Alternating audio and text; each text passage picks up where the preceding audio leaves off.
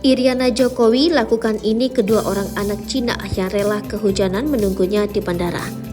Iriana Jokowi ikut mendampingi Presiden Jokowi saat berkunjung ke Chengdu, Cina. Sebagai ibu negara, Iriana Jokowi mengikuti agenda dari tuan rumah yang sudah dijadwalkan sebelumnya. Setelah menempuh perjalanan sekitar 5 jam, Presiden Joko Widodo dan ibu negara Iriana akhirnya tiba di Chengdu, Cina. Dalam kondisi hujan gerimis, Presiden Jokowi dan Iriana kemudian turun melewati tangga pesawat dan disambut oleh dua orang anak yang memberikan bunga tangan. Namun yang menjadi sorotan, ketika itu Iriana Jokowi melihat ada dua orang anak yang menyambut Iriana dan Presiden Jokowi. Melihat ada dua orang anak, Ibu Iriana langsung mengusap dan mengelus wajah serta kepala seorang anak laki-laki yang bertugas menyambutnya.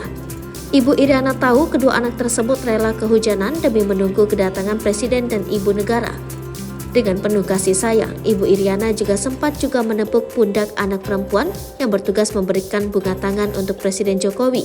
Sebagai ungkapan terima kasih, Ibu Iriana kemudian memberikan bingkisan untuk kedua anak yang telah menyambut kedatangannya. Di samping itu, Presiden dan Ibu Iriana juga disambut meriah oleh sejumlah pelajar yang berbaris mengantarkan Presiden menuju kendaraan. Setibanya di hotel, Presiden Jokowi juga disambut oleh beberapa warga negara Indonesia yang berada di Cina.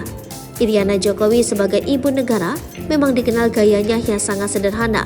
Menjadi istri seorang presiden, Iriana sama sekali tak menunjukkan gaya yang eksklusif atau VIP.